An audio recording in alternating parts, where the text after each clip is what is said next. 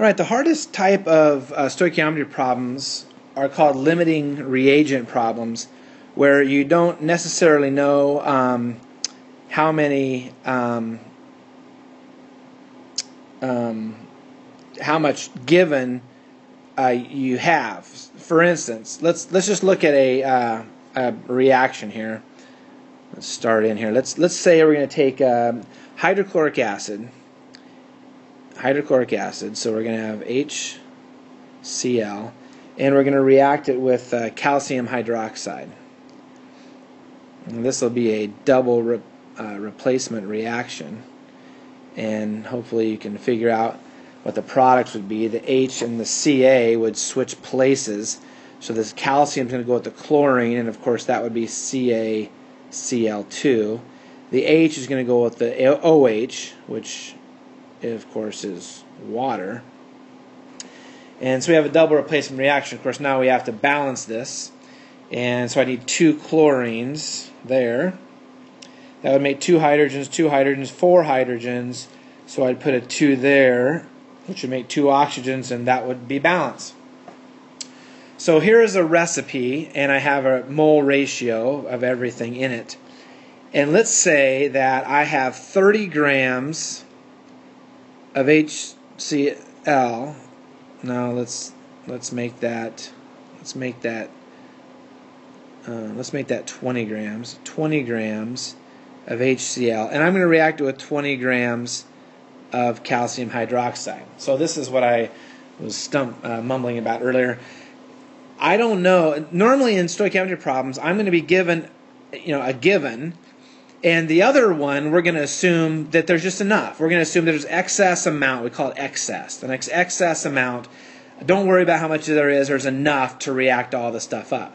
But in this problem, I say we're going to mix 20 grams of HCl with 20 grams of calcium hydroxide. Now, unless that happens to end up being a perfect match, you're going to run out of one of these before you run out of the other one.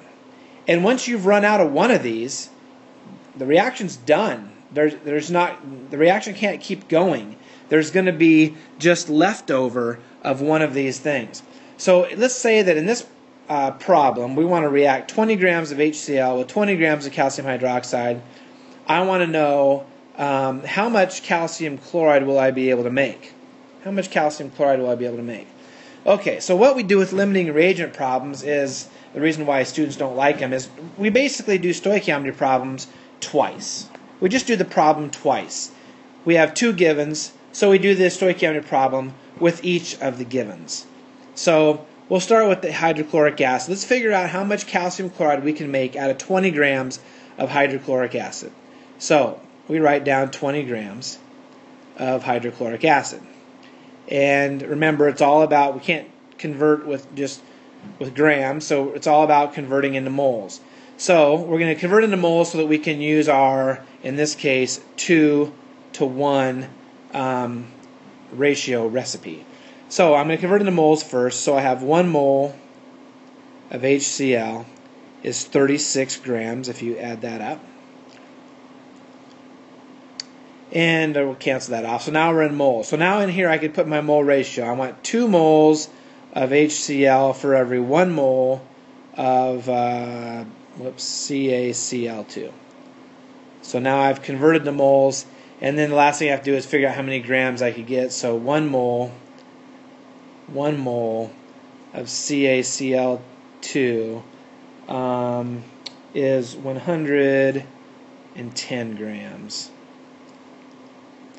Okay, so I could do 20 times 110, divide by 36, divide by 2, and that's going to give me 30.6 grams of calcium chloride. So that's how many grams of calcium chloride I can make if I react all 20 grams of HCl. Okay? But let's figure out how many grams of calcium chloride I can make if I react 20 grams of calcium hydroxide, because it might be a different number. So I'll do the same kind of problem. 20 grams of calcium hydroxide. Now this problem is going to look almost identical. except for right here, 1 mole of calcium hydroxide, of course, would have a different molar mass than 36. So if I add up the molar mass of calcium hydroxide, I get 74. Hopefully you're trying this, you're pausing the video and trying this yourself. So now I have moles of calcium hydroxide, and I'm going to put in the mole ratio. Now the mole ratio for calcium hydroxide to calcium chloride is 1 to 1. So I'd put 1 to 1 instead of 2 to 1 like I had in the other problem.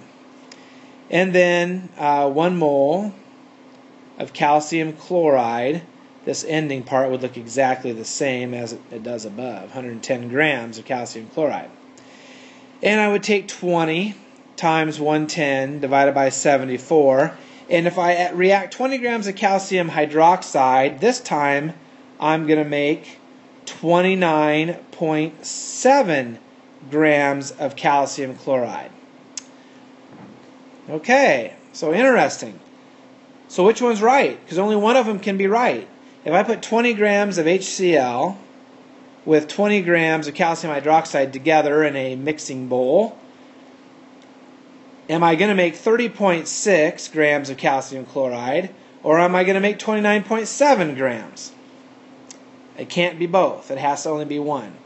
And the answer will always be your smaller number. How come? How come I'm only going to make 29.7 grams of calcium chloride and not get to make 30.6? Well, the reason is once I, remember right here, I used 20 grams of calcium hydroxide to make my 29.7 grams of calcium chloride. Well, once I've made that much calcium chloride, I am out of this calcium hydroxide. There is no more calcium hydroxide to react. No more. So I would be done, which means there's no way I will ever be able to make the 30.6 grams of calcium chloride because I'm out of the calcium hydroxide. The calcium hydroxide in this problem here is called the limiting reagent, or sometimes reactant. The limiting reagent, because it limits us. It limits us on how much calcium chloride we can produce because we run out of it. So once I've made the 29.7 grams of calcium chloride, I will have no more calcium hydroxide left, but I will still have a little bit of hydrochloric acid left. I know that because if I reacted all the hydrochloric acid, I'd be able to make 30.6 grams of calcium chloride. And I'm only making 29.7 grams of calcium chloride. I'm close. I mean, I really am pretty close.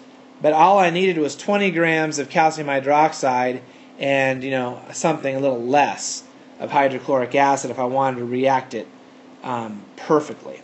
So for limiting reagent or limiting reactant problems, you really just do the stoichiometry twice and you circle the smallest number because that will be the amount that you'll be able to produce or make. And whatever the substance is that gave you that small number is called the limiting reagent.